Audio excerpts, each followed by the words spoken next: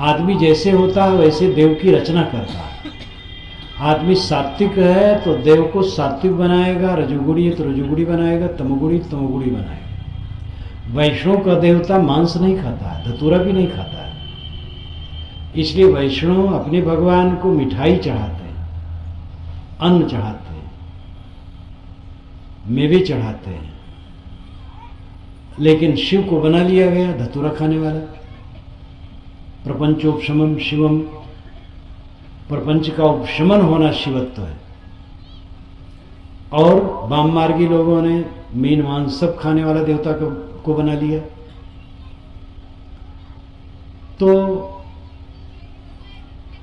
इंद्र जो वेदों में सबसे बड़ा देवता है, गोस्वामी जी ने उसको गाली थी। ये कितना परिवर्तन है। परंपरा सब कहाँ मानते हैं? परंपरा मानने न मानने में दोष और गुण दोनों। कहीं कहीं अच्छी बात, हम परंपरा की अच्छी बात भी छोड़ देते हैं और गलत बात ले लेते हैं।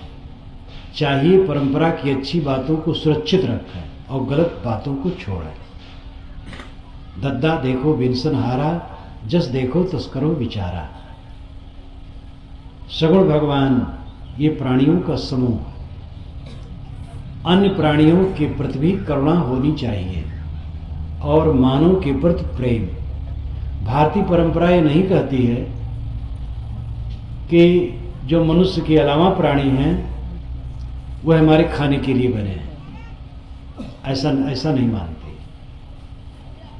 पूरा मानव आदरणीय है और पूरा प्राणी समाज दया का पात्र है। अब कोई किसी की जीभ लपलपाती है, मारता खाता है, उसकी बात है। लेकिन धर्म के स्थान पर इसको मौजूद करके कि देवता के नाम पर, ईश्वर के नाम पर प्राणी को काटा जाए और खाया जाए, ये विवेक की बात नहीं। मानव मात्र प्रेम के अधिकारी हैं, प्राणी मात्र करुणा दया के अधिकारी हैं।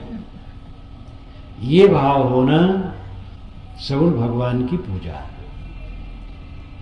किसी को अपने द्वारा तकलीफ न देना सगुण भगवान की पूजा है। इस कसौटी में अपने को हम कसें, हम सगुण उपासक हैं। प्रातः काल उठें, अब इसका अभ्यास अपने घर से शुरू करें। माँ बाप, भाई बहन, बेटे, पत्नी, पति, बच्चे, पशु प्राणी जितने भी अपने घर में हैं, उनमें भगवत बुद्धि और भगवती बुद्धि हमारे चित्त में आए। पड़ोसी को देखें, उनको भगवान भगवती समझें। सड़क पर निकलें, दुकान पर, कारखाने में, खेत में, ऑफिस में, जितने मिले भगवान भगवती समझें और सबके साथ सुंदर बर्ताव करें।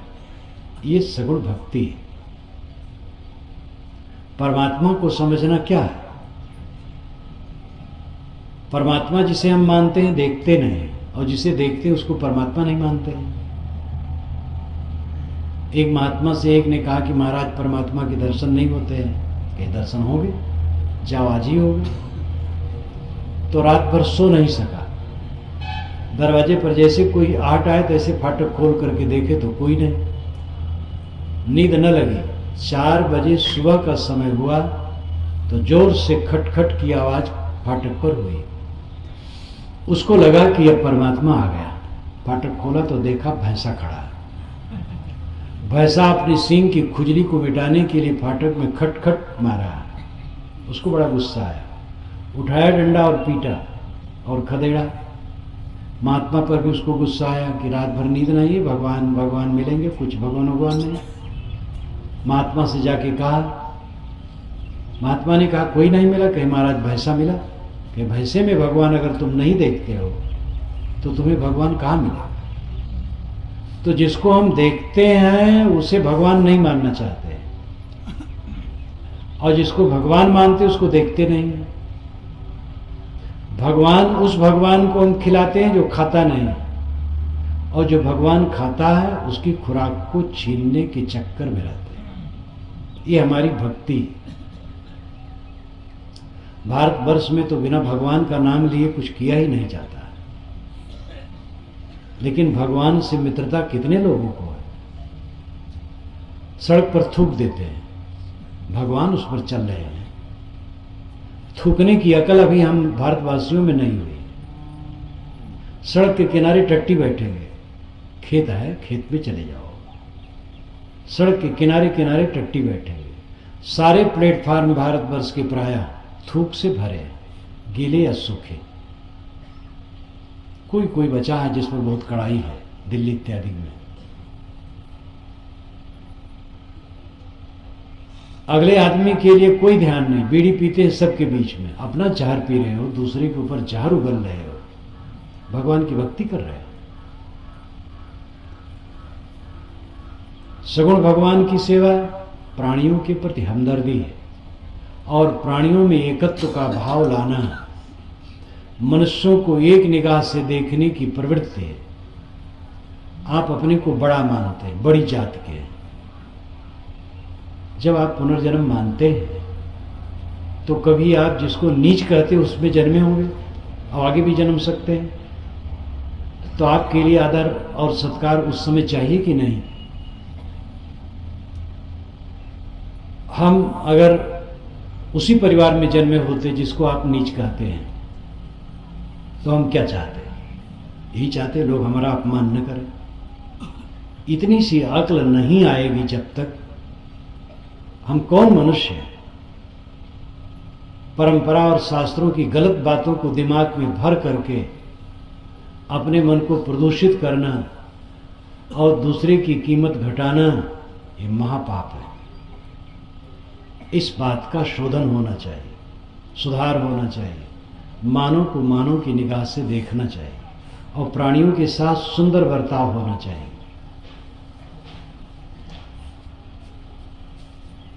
आदि दैविक कष्ट, आदि भौतिक कष्ट और आध्यात्मिक कष्ट, तीन कष्ट, तीन दुख हैं।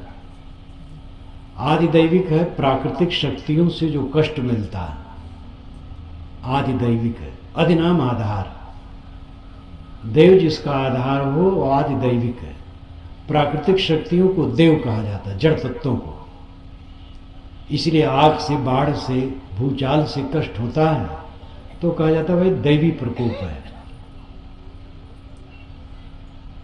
आदि दैविक कष्ट होता है और आदि भौतिक कष्ट होता है, प्राणियों से कष्ट होता है। बिच्छू चाहे छेद ले, चाहे मच्छर छेद ले, चाहे सिंह मारे, सब आदि भौतिक है। और आध्यात्मिक कष्ट होता है अपने तन मन से, अपने दुर्गुणों से। इनसे बचने का तरीका आध्यात्मिक उन्नति है। अपने मन और इंद्रियों को सुवश करके ही हम इनसे बच सकते हैं। आदि दैविक ताप जो होगा सहना, आदि भौतिक ताप जो जैसे भूचाल आई, बाढ़ आई, अवर्षण हुआ, इसको धीरज धर के सहना होगा। जो इसमें सुधार कर सके करें। आदि भौतिक ताप में प्राणियों द्वारा जो कष्ट होता है उसमें अपनी सुरक्षा चाहिए। ज़्यादा कष्ट होता है अपनों में, पत्नी से पति को, पति से पत्नी को, पुत्र से, पिता से, भाई से, पड़ोसी से, संबंधियों से कष्ट ज़्यादा होता है। कुछ लोग पुत्र नहीं होता है वो रोते हैं कि हमें पुत्र नहीं, और पुत्र वालों में अधिक लोग रोते हैं कि हम पुत्र से दुखी हैं। एक जगह मैं बैठा था और एक सज्जन हाथ जोड़ के खड़े हुए कहे, महाराज लड़का मेरा कहा नहीं मानता, बहुत बिहबल। मैंने समझाया, बैठ गए। इतने में एक स्त्री खड़ी हुई, कहे महाराज मुझे कोई बच्चा नहीं। तो मैंने कहा नहीं, जैसा तुम्हें बच्चा चाहिए, अभी तुम देख रहे हो कि ये रो रहा है अपने पुत्र को लेकर के, और तुम पुत्र पाना चाहती हो। आप अगर एक पुत्र पैदा करते हैं तो पहला काम किए कि उस जीव को आपने दुख दिया, और वो जन्म धरा है तो मरते तक दुख भोगे और क्या पाया। देह धरा दुख भोगे जीवन में, और उससे आप दुखी रहे। अभी तो बच्चा है, खिला रहे हैं, लल्ला बच्चा खा रहे हैं। जब बड़ा होगा तो उससे आपको कष्ट होगा। तो एक दूसरे से कष्ट पाते हैं। क्या पाते हैं उसमें? संसारी गति है, संतान होगी, कैसे निपटे उनमें? सहन के अलावा कोई तरीका नहीं। सह लें, क्षमा करें, गम खाएं, संतोष रखें, लड़ करके काम और बिगड़ेगा। घर में आप गए, पत्नी ने कड़ा कह दिया, आपने डबल कड़ा कहा, वातावरण खराब हो गया। उसने कड़ा कहा था, आपको नम्रता से बोलना था, मीठा बोल देते, उसको पश्चाताप होता, आपको शांति मिलती, वो भी सुधारती। लड़के, बच्चे, पत्नी, भाई, माता पिता, किसी से भी, नौकर, स्वामी, पड़ोसी, किसी से भी समताशील का बर्ताव करके हम सुखी रह सकते हैं, लड़ करके नहीं। लड़ना चाहिए अपने दोषों से, व्यक्तियों से नहीं।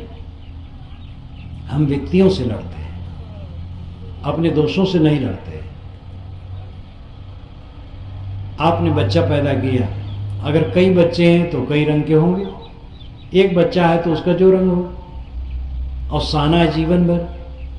लड़ोगे तो और खराब होगा, दिन दिन आप बूढ़े होगे और लड़का घर का मालिक होगा, और खराब होगा फिर अगर लड़ोगे तो।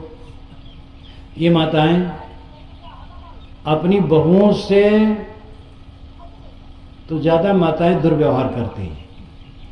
लड़कियों का बड़ा मोह, ननद भावज का झगड़ा घर घर, ननद भाभी के लिए उल्टा सीधा लगाएगी, अब माता हो जाएगी अपनी लड़की की तरफ। लेकिन इनको समझना चाहिए कि लड़कियां अपनी ससुराल चली जाएंगी, बहू घर में रहेगी, और आगे चल करके बहू घर की मलकिन बनेगी, और ये माताएं बूढ़ी होकर किनारे बैठ जाएंगी।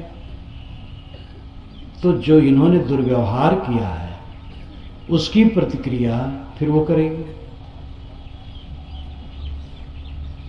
अपने ऊपर घूम करके चक्र आता है।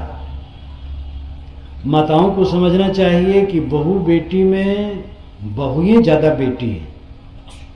बेटी तो पैदा की और दूसरे को दिए, और बहू तो असली बेटी है जो जीवन भर साथ रहेगी। और बहुओं के साथ सुंदर बर्ताव नहीं और सुख चाहते हैं। बच्चा बहुत पैदा कर लिए और बच्चों से व्यवहार बर्तने का तरीका नहीं है, सहानुभूति नहीं है। आप लोग बच्चा पैदा करने में वीर, हम लोग चेले बनाने में वीर। और हम चेलों से न निपट पाए और आप बच्चों से न निपट पाए, दोनों दुखी रहेंगे। बच्चे और चेले कम बनाए भले, उनसे निपटे ठीक से।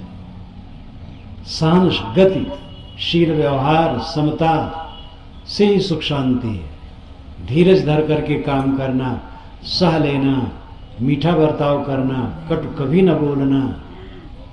मीठा बोलने में पैसा नहीं लगता है, लेकिन मीठा बोलना इतना दुर्लभ है। कितने घरों में तो सुबह से शाम तक कटु ही बोला जाता है, एक दूसरे से कटु झाएं झाएं करते रहते हैं।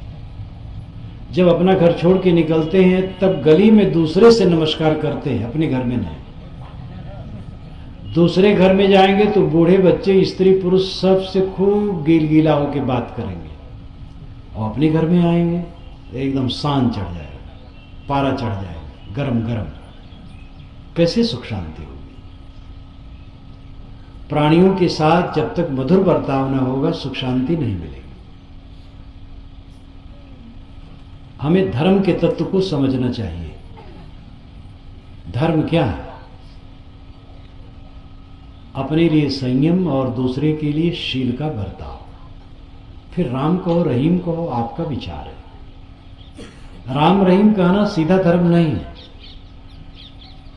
राम राम जप 1000 वर्षों से है। 1000 वर्ष के पहले राम नाम जप नहीं था।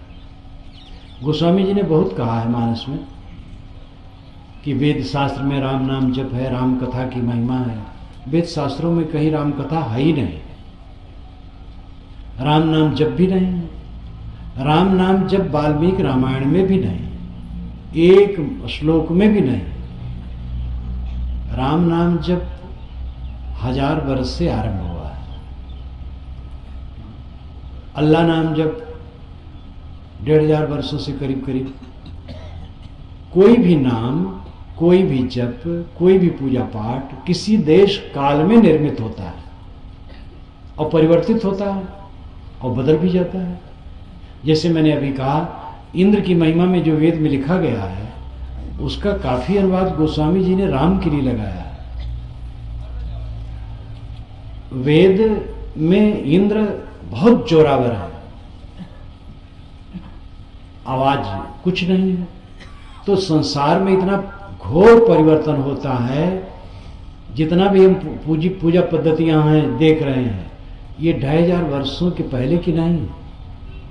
हिंदू समाज में जितनी पूजाएं आजकल चल रही वैदिक नहीं है, और जो वैदिक है आज कहीं भी नहीं। इंद्र, मरुत, वरुण, अग्नि, उषा, अश्वनी, सविता, आदित्य, सूर्य, दधिक्रा, ये सब दर्जनों देवता हैं जिनकी पूजा आज कहीं नहीं होती। राम, कृष्ण, विष्णु, हनुमान, गणेश, दुर्गा जी, वेदों में इनकी कोई चर्चा नहीं, इनकी आज पूजा होती। आगे और बदलेगा, संतोषी एक नई देवी आ गई, फिल्म वालों ने दिया, यहाँ वहाँ जहाँ तहाँ मत पूछो कहाँ कहाँ।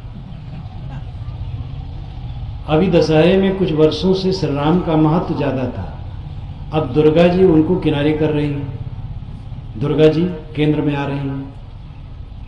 तो देश काल के परिवर्तन में देवी देवताओं की मान्यताएं, पूजा पद्धतियां, नाम रूप ये परिवर्तित होते हैं, नए नए बनते हैं, पुराने पुराने बदलते और अस्त भी होते हैं। लेकिन शील और संयम ये कभी भी इनका मूल्य घट नहीं सकता है। सच्चा धर्म है शील और संयम, अपने लिए संयम और दूसरे के लिए शील। मन को, वाणी को, इंद्रियों को अपने वश में रखना, ये अपने लिए संयम है। और दूसरे के लिए ऐसा बर्ताव करना जिससे उसको तकलीफ न हो बल्कि सुख हो, ये शील का बर्ताव है। किसी लोक में हम चले जाएं, वहां प्राणी हो, मनुष्य हो और वो विकसित हो, तो धर्म वहां भी होगा। लेकिन इस भूमंडल का जो औपचारिक धर्म है वहां बिल्कुल नहीं होगा। न वहां वेद होंगे, न कुरान, न बाइबिल, न जिंदावेस्ता, न गुरबाणी, न कबीरबाणी, न रामायण, न गीता, न राम, न रहीम, न हिंदू, न मुसलमान, कुछ नहीं। वहां अपने ढंग से कुछ होगा, लेकिन धर्म का जो मूल तत्व यहाँ का है वही वहां भी होगा। हम दो आदमी जब इकट्ठे हों तब एक दूसरे के साथ शील का बर्ताव करें, बस यही धर्म है। और इस पर आप ध्यान दें, जो अपने पर संयम नहीं रख सकता वो दूसरे के साथ शील का बर्ताव नहीं कर सकता। जो जितना अपने पर संयम रखेगा वह उतना दूसरे के साथ शील का बर्ताव कर सकेगा। जो लंपट है वो परधन हरेगा, पर स्त्री पर कुदृष्टि करेगा, दूसरे को गिराने की चेष्टा करेगा। जो संयमित है ऐसा नहीं करेगा।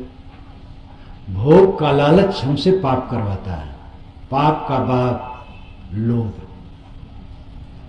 एक पंडित जब काशी से पढ़ करके घर पर आया, उम्र उसकी 27 वर्ष की थी, गौन आया। विवाह तो बहुत पहले हो जाता था और लड़की तो पढ़ाई नहीं जाती थी, लड़की बेचारी अनपढ़। प्रथम रात को जब मिलन हुआ तो उसकी पत्नी ने पूछा, सब पढ़ाए विद्या काशी से? कहे सब पढ़ाए। कहे पाप का बाप क्या है? कहे ये तो नहीं पढ़ा। कहे तो कुछ नहीं पढ़े। अनपढ़ स्त्री से पंडित जी हार गए, उनको बड़ी चोट लगी। वो दूसरे दिन फिर काशी चले गए।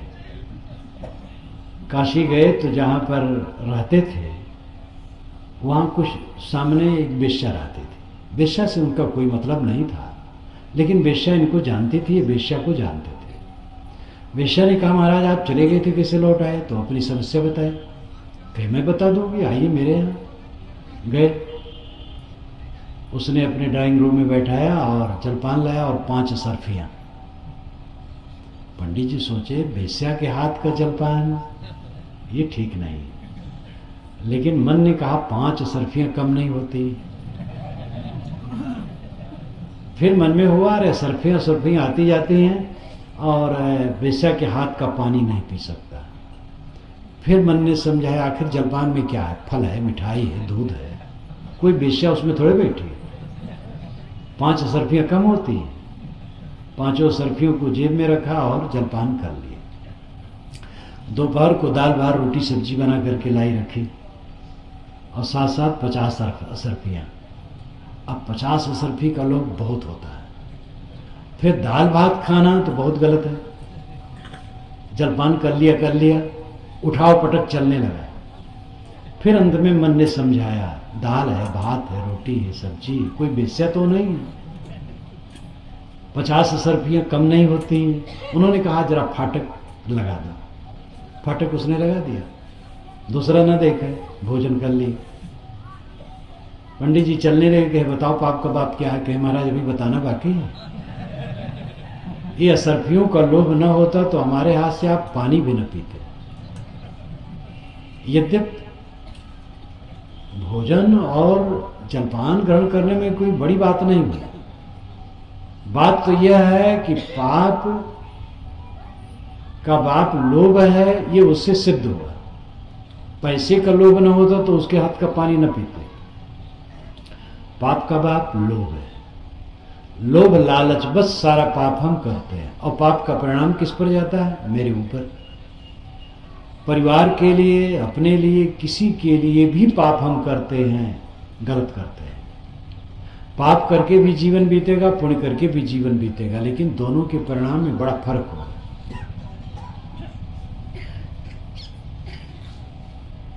धर्म है शील का बर्ताव, और शील का बर्ताव तभी संभव है जब हम अपने पर संयम करें। कबीर साहब ने कहा पंडित देखो हृदय विचारी, को पुरुषा को नारी, सहज समाना घट घट बोले वाकी चरित अनुपा, वाको नाम काह कह लीजिए न वाकी वर्ण न रूपा, तय मैं क्या करसी नरबौरी, क्या मेरा क्या तेरा, राम खुदाय शक्ति शिव एक कौदो काय निहोरा, वेद पुराण किताब कुराना नाना भांत बखाना, हिंदू तुरुक जैन और जोगी ये कल काहू न जाना। अरे पंडित कौन स्त्री कौन पुरुष, ये तो काया है, आत्मा एक समान है। राम रहीम करीम केशव ये शब्द है, तथ्य अलग अलग नहीं। वेद पुराण कुरान में नाना ढंग से कहा गया है, वस्तु नाना ढंग से नहीं है। एक कल काहू न जाना, कल नाम मधुरता, अनेकता में एकता की मधुरता लोग नहीं समझते। जितने संप्रदाय हैं सब मनुष्य के बनाए, जितने संप्रदाय हैं सब मनुष्य के बनाए। भिन्न देश काल में संप्रदाय बनते हैं और बदलते हैं। संप्रदाय बड़े नहीं, धर्म बड़ा। रिलीजन, संप्रदाय, मजहब ये धर्म के पर्यायवाची नहीं है। बहुत व्यापक शब्द रिलीजन पूरी दुनिया में, ये धर्म का ध्वनित नहीं करता। मजहब संप्रदाय भी धर्म नहीं है। मजहब संप्रदाय रिलीजन ये बनते बिगड़ते रहते हैं, धर्म शाश्वत है। हमें धार्मिक होना चाहिए, अपने पर संयम और दूसरे के लिए शील का बर्ताव। फिर संप्रदायों की बात जो है उसको भी हमें समझना चाहिए। संप्रदाय उसे कहते हैं या मजहब उसे कहते हैं जो किसी व्यक्ति के द्वारा परिवर्तित हो, बने। उसकी एक किताब हो और एक उसका रूल हो। और ये नाना संप्रदाय बने हैं, पहले से, आज भी हैं, आगे भी रहेंगे। हर संप्रदाय मानता है कि स्वर्ग और मोक्ष का एकाधिकारी ठेकेदार हम हैं। यह संप्रदायों का भयंकर दोष है। कोई संप्रदाय सत्य का ठेकेदार नहीं है। जमीन नित्य है, सड़कें और मेड़े अनित्य हैं।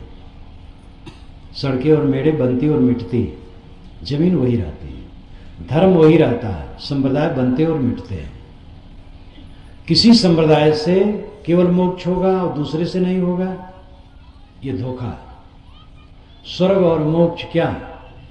मन में प्रेम का प्रकाश स्वर्ग है, निर्मोहता की परिपक्वता मोक्ष है। सुबह नींद खुली और प्राण मात्र के लिए मेरे मन में प्रेम मोक्ष है। सुबह नींद खुली और प्राण मात्र के लिए मेरे मन में प्रेम का भाव है, तो हम स्वर्ग में। और ईर्ष्या घृणा है तो नरक में। निर्मोह है तो मोक्ष है। निर्मोही जो होगा वही प्रेमी होगा, जो शुद्ध प्रेमी होगा वो निर्मोही होगा। अमुक लड़की ने अमुक लड़का से प्रेम किया, प्रेम नहीं किया, मोह किया। प्रेम व्यापक होता है, प्रेम एक व्यक्ति से नहीं होता है। एक व्यक्ति से होता है और लगाव मोह होता है। प्रेम व्यापक है। प्रेम में स्वर्ग है, अनासक्ति में मोक्ष है। ये संप्रदाय की वस्तु नहीं है। हर संप्रदाय अपने को आस्तिक और दूसरे को नास्तिक मानता है। मेरी एक पुस्तक है नास्तिक कौन, छोटी सी है, मानता है। मेरी एक पुस्तक है नास्तिक कौन, छोटी सी है। वो कबीर दर्शन का एक संदर्भ है, उसको आप पढ़ें, इसीलिए अलग से छाप दिया गया है, जिससे आप 2-3 रुपये में भी उस विषय को पूरा समझ लें। नास्तिक दुनिया में कोई नहीं है। इन जाहिल धार्मिकों की दृष्टि से, जो धार्मिक अपने कहलाते मजहबी और संप्रदायी लोग, इन जाहिलों के ख्याल से सब नास्तिक और काफिर हैं। हमारे ख्याल से आप नास्तिक हैं, आपके ख्याल से मैं नास्तिक हूं, तो सब मिला करके सब नास्तिक हैं। हमने आपको नास्तिक कहा, आपने मुझे नास्तिक कहा। हमने आपको काफिर कहा, आपने मुझे बेदीन कहा, तो सब काफिर और बेदीन और नास्तिक हो गए। लेकिन विवेक से देखा जाए, कोई नास्तिक और काफिर नहीं। नास्तिक और काफिर और बेदीन ये संप्रदायों द्वारा गढ़े गए शब्द हैं, जो गाली है। नैतिकता को जो न माने वो नास्तिक है, और नैतिकता को सब मानते, चोर भी मानते हैं। चोर जब चोरी का माल बांटते हैं तो आपस में कहते भाई ईमानदारी से बांटना, छिपाना नहीं। उनमें भी नैतिकता के बीज होते हैं। इसलिए शील और संयम पर जोर देने की जरूरत है। हम अपने संप्रदाय के नियमों का पालन करें और दूसरे के संप्रदाय के नियमों को आदर दें। ये संप्रदाय वालों का काम है। और धर्म को संप्रदाय से ऊपर समझें। जाहिली ऐसी है कि संप्रदाय ही को सब कुछ समझ लिया जाता है। अजान की आवाज से मंदिर की पूजा भ्रष्ट होती है, और मंदिर के शंखत ध्वनि से नमाज भ्रष्ट होती है। ये क्या है? आती है वजद मुझको हर दिन की अदा पर, मस्जिद में नाचता हूं नाकूस की सदा पर। हर दिन के कायदे पर मुझे प्रेम मग्नता आ जाती है। जब मैं संग की धुन सुनता हूं तो मस्जिद में नाच उठता हूं। कहने वाले ने कहा, ऐसा दिल बनाने की जरूरत है। इसको लेकर के तो रामकृष्ण वाले लड़ते हैं। राम वाले कहते हैं कि राम संप्रदाय बड़ा है, कृष्ण संप्रदाय छोटा है। कृष्ण वाले कहते हैं हम बड़े हैं, तुम छोटे हो। छोटा बड़ा कौन है? शैव इन दोनों को छोटे कहते हैं, क्योंकि शिव पहले के हैं। ह्वेनसांग जब आया है, अपनी डायरी में लिखा 6ठी शताब्दी में शैव मंदिर लिखा है, राम मंदिर कहीं नहीं लिखा है, क्योंकि 6ठी शताब्दी में राम मंदिर कहीं था ही नहीं। तो शैव कहते हैं कि हम सबसे बड़े हैं। कोई पुराना है ठीक है, उसका आदर है, लेकिन बड़ा छोटा इसमें कौन है? हम कबीरपंथी हैं तो सबसे बड़े हैं। सदाचार होने की जरूरत है। हमारे जीवन में सदाचार हो, अपने को सबसे विनम्र रखने की आवश्यकता है। ये कोई संप्रदाय ठेकेदार नहीं है सत्य का। कोई संप्रदाय ठेकेदार नहीं है, कोई मजहब ठेकेदार नहीं है। और जो ठेकेदार बनते हैं वो घोर अंधकार में। सत्य सबके दिल में। ये पूरी सत्ता को समझना परमात्मा को समझना है। आंत को समझते नहीं, मन को वाणी को नहीं समझते, परमात्मा को समझ, मन को वाणी को नहीं समझते, परमात्मा को समझना चाहते हैं। पेट हमारा क्या पचाता है, कितना पचाता है, इतनी अकल नहीं है। रोज ज्यादा खा जाते हैं, पेट गड़बड़ा जाता है, इतना नहीं जान पाते हो, परमात्मा को समझना चाहते हैं। वाणी बोलने की अकल नहीं है, कैसा बोलना चाहिए, और परमात्मा का अहंकार बहुत है, हम परमात्मा मानते हैं। खान पान की अकल नहीं है, नाम जपते जपते 50 वर्ष हो गए लेकिन तंबाकू खाना नहीं छोड़े। उसी मुख में नाम और उसी मुख में तंबाकू, ये कैसे संभव है? लेकिन समझ ही नहीं है तो सब संभव है। कितने लोग तो सुबह सुबह उठते हैं, रात की पेशाब की बटोरिया गए, झट से पेशाब किए, हाथ तो धोना नहीं है, तंबाकू चूना लिए, रगड़े हाथ में, मुख में फांक गए, पेशाब का महाप्रसाद मुख में पहुंच गया। बीड़ी सिगरेट उसी उंगलियों से लेकर के पीने लगे। ये भगवान की भक्ति। आचार जब तक पवित्र न होगा, भगवान की भक्ति का अर्थ क्या है? कोई नाम घोटना, कोई मंत्र घोटना, ये भगवान की भक्ति नहीं होगी। नाम मंत्र जपना चाहिए, और सभी मंत्र बराबर, ये भी समझ ले, वेद का मंत्र हो, चाहे कुरान का, चाहे बाइबल का, चाहे गुरबाणी का, सभी मंत्र बराबर है, सभी नाम बराबर है। नाम और मंत्र जपने से मन में एक सात्विक भावना आती है। जपिए, पूजा कीजिए, नमाज पढ़िए, जो जिसका मन हो करे। लेकिन ये सब धर्म की कसौटी नहीं है। धर्म की कसौटी है संयम और शील। अपना मन कितना वश में है हमारे, वाणी कितनी संयमित है, इंद्रियों के आचार व्यवहार कितने संयमित हैं, ये धर्म की कसौटी है। अपने इंद्रिय मन वाणी को शोध लेना ही जीवन की ऊंचाई है। हम अपने ही विष से आक्रांत हैं। मन दूषित है, वाणी दूषित है, कर्म दूषित है। इन प्रदूषणों में रात दिन जलते हैं, परिवार वालों को जलाते हैं, आस पड़ोस वालों को जलाते हैं, इसको सुधारते नहीं। अहंकार है, हमारा देवता फलाना है, हमारा भगवान फलाना है, हमारा मत फलाना है, हमारी किताब फलानी है, सब मिथ्या अहंकार है। सारी किताबों का आदर होना चाहिए। कोई किताब आकाशी नहीं है। चारों वेदों में कहीं नहीं लिखा है कि वेद आकाश से आया है।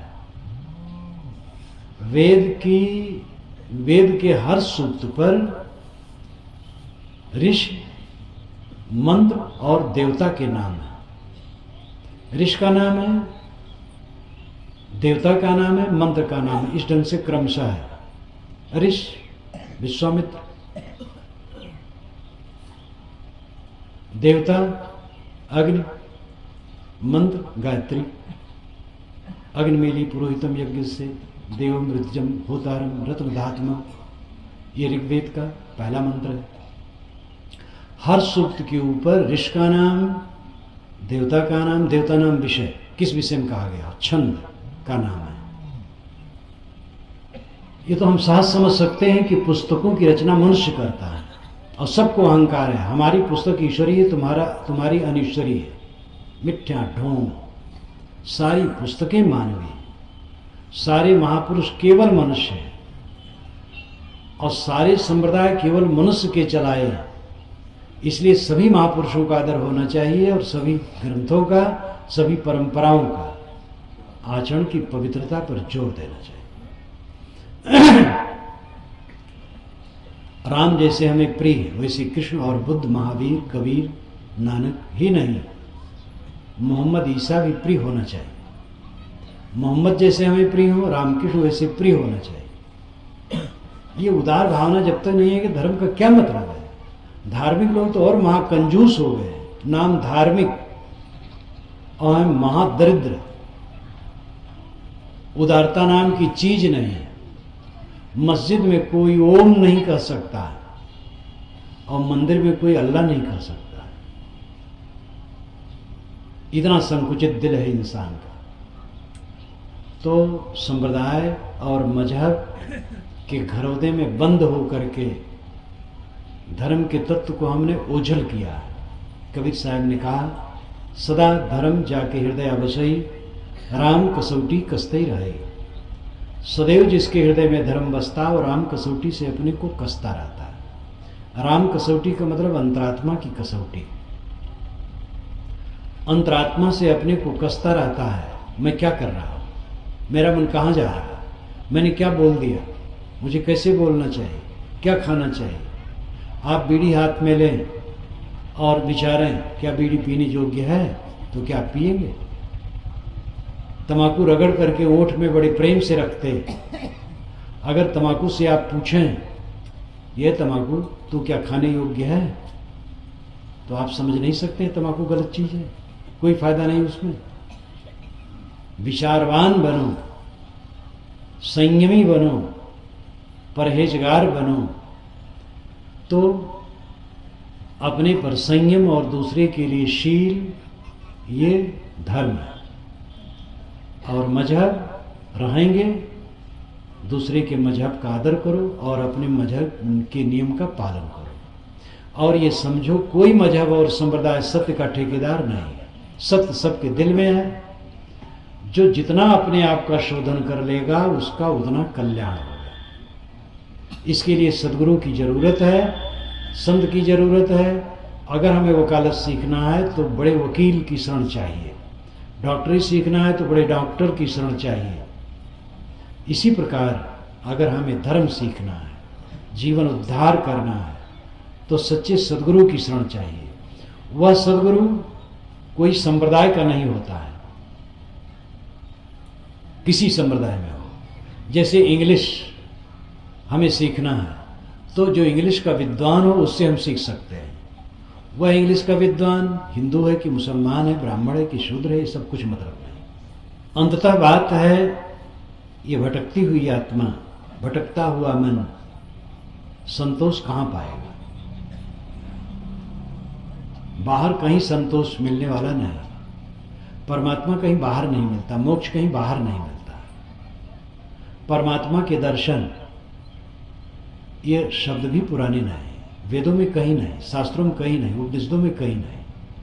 ये महाकाव्यों और पुराणों की देन है। जिसके दर्शन होते हैं वो दृश्य होता है, जो दृश्य होता है वो माया होती है। वो तो दृष्टा है, ज्ञाता है, सबके अंदर में बैठा है। जो बोलने वाला है, जानने वाला है, ज्ञाता ज्ञान स्वरूप है, वो दृश्य नहीं। गोस्वामी जी ने रूप पर ज्यादा जोर दिया। जब कोई भी आया महाराज राम के पास तो महाराज राम के सौंदर्य में उसको मोहित किया। लेकिन उन्होंने भी जहाँ तथ्य कहा तो कहा, गो गोचर जहाँ लग मन जाई, सो सब माया जाने भाई। देखी सुनी गुनी मन माही, मोह मूल परमार्थ नाही। जीव पाव निज सहज स्वरूपा, निज सुख बिन मन होई कि थीरा। अनुराग जे निज रूप सो जगते विलक्षण देखिए। संतोष श्रम शीतल सदा दम देहवंत न पेखिए। निर्मल निरामय एक रस ते हर शोक न व्यापई। त्रैलोक पावन सो सदा जाकी दशा ऐसी भई। ये विनय पत्रिका में वो कहते हैं। जिसे निज रूप से अनुराग है वो विलक्षण होता है, संतोषी, श्रम शीतल, निर्विकार, निर्मल, जगत पावन है। कबीर साहब तो इस पर कहते ही है, पानी में मीन पियासी मैं सूसनी आवत हाँसी। धोबिया घट बिच जल बिच मरद पियासा। जे खोजत कल्प हो गया घटई माही सो मोर। बाढ़ी गर्भ गुमान दे ताते पर गई दूर। परमात्मा, ब्रह्म, अल्लाह, खुदा, गाड, राम, रहीम, निर्वाण, मोक्ष, ये शब्द अनेक हैं। इन शब्दों के भाव अनेक नहीं है। अपने मन और इंद्रियों पर पूर्ण संयम हो जाने पर जब साधक अंतर्मुख होता है तो वहां क्या रहता है। आप लोगों से मैं कहूं कि सब ध्यान करो तो यहां राम उपासक श्री राम का ध्यान करेंगे, कृष्ण उपासक श्री कृष्ण का, कबीर प्रेमी कबीर का ध्यान कर सकते हैं, शिव प्रेमी शिव का, कोई अपने गुरु का कर सकता है, कोई ज्योति का नाद का, कोई अपने गुरु का कर सकता है, कोई ज्योति का नाद का बिंदु का, मैं कहूँ आप सारे विचारों को छोड़ दें, और मान लो आपने सारे विचारों को छोड़ दिया, तब क्या रहा? न कबीर, न राम, न शिव, न ज्योति, न नाद, न बिंद। जहां विचार लीन हुए वहां सारा दृश्य खत्म हो गया, तो वहां सहज आत्म अस्तित्व रहा। यही निर्गुण तत्व है। सरगुण निर्गुण से परे तहां हमारा ध्यान। सगुण की सेवा करो, मैंने शुरू में कहा था, तो प्राणियों की सेवा, और निर्गुण का ज्ञान आत्मा का ज्ञान। आंखें खुले तो सगुण भगवान है, आंखें बंद करो तो अंदर निर्गुण भगवान है। सबके अंदर ज्योति निर्गुण तत्व है। वो विवेक से उसको समझो, सत्संग से समझो, और ध्यान में दोनों का अंत है। न वहाँ सेवा है न ज्ञान है। ध्यान में कुछ नहीं रहता, क्योंकि इंद्रियां भी विश्राम और मन का भी विश्राम है। कठोपनिषद में नचिकेता को समझाते हुए यमाचार्य ने कहा, यदा पंचावतिष्ठन्ते ज्ञानानि मनसा बुद्धिश्चैना विचेष्टत तामाव परमाम गतिम। जब 5 ज्ञानेंद्रिय और मन बुद्धि शांत हो गए, यही परम गति है। कुछ पाना परम गति नहीं है।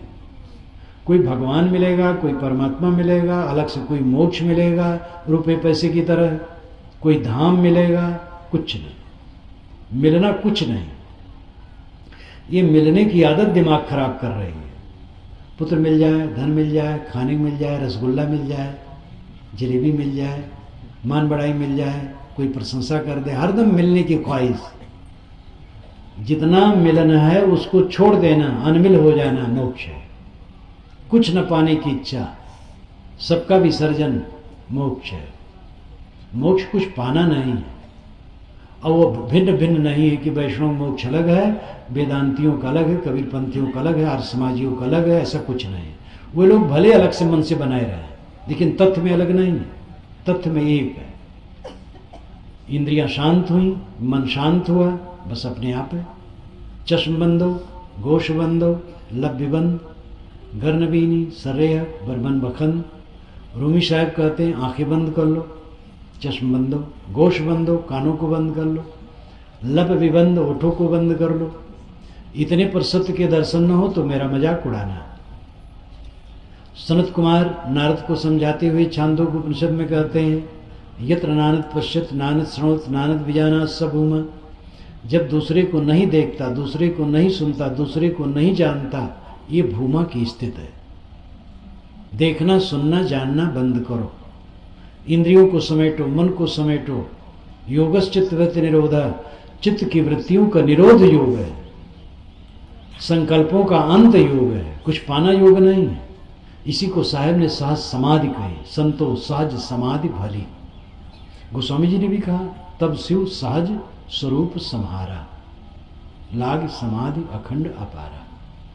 सहज उसे कहते जो स्वाभाविक हो।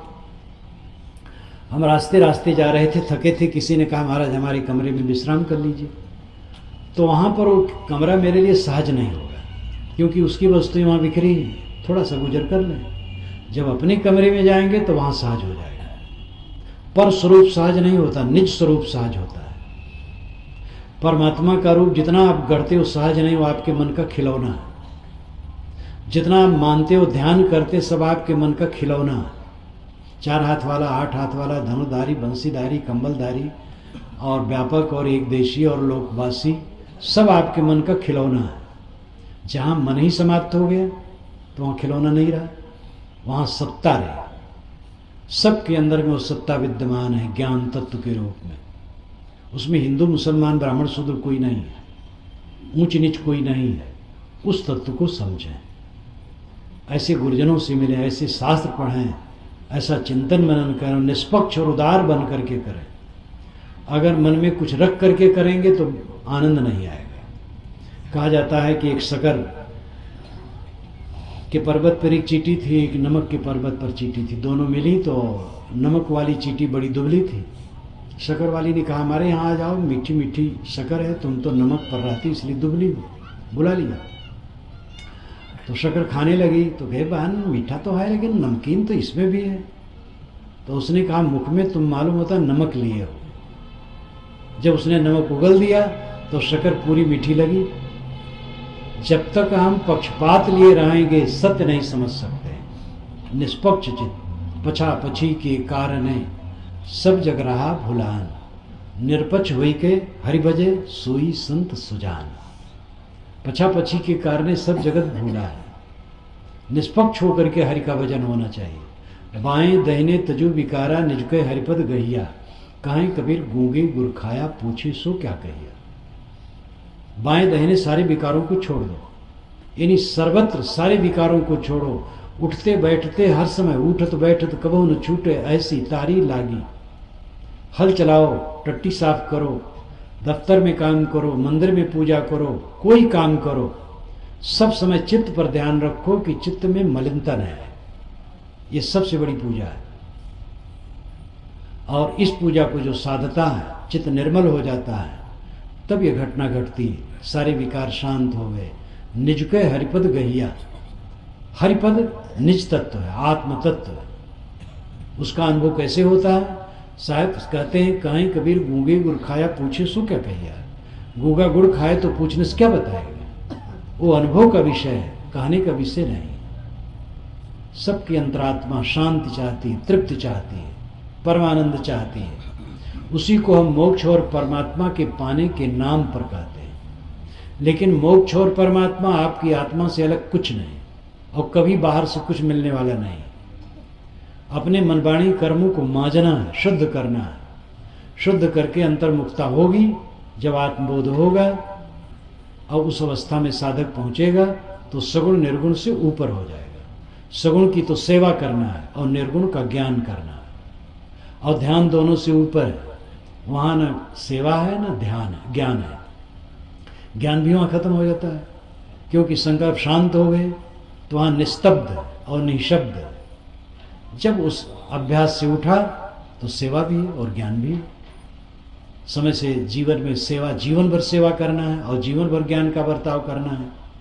लेकिन समाधि अवस्था में पहुंच करके सगुण निर्गुण और ज्ञान और सेवा, इनसे ऊपर साधक हो जाता है। तो परमात्मा, सगुण परमात्मा ये प्राणी है, इनके साथ सुंदर बर्ताव करना, ये सगुण की सेवा है। आत्मा निर्गुण तत्व है। सत्संग विवेक साधना द्वारा उसे समझना निर्गुण का ज्ञान है।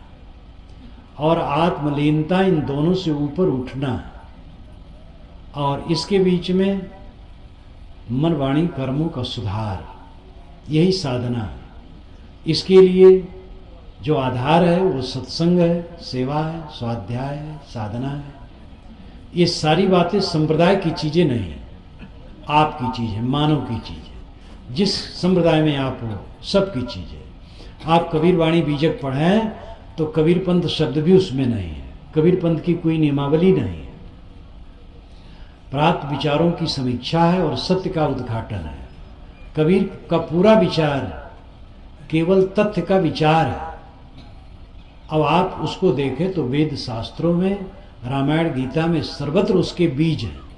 हमें निष्पक्ष होकर के मंथन करके समझना चाहिए। शुद्ध मानवता, शुद्ध धर्म, शुद्ध अध्यात्म को लेकर के जीवन को उन्नत करना चाहिए, और दूसरे की भी इन द्वारा सेवा करना चाहिए।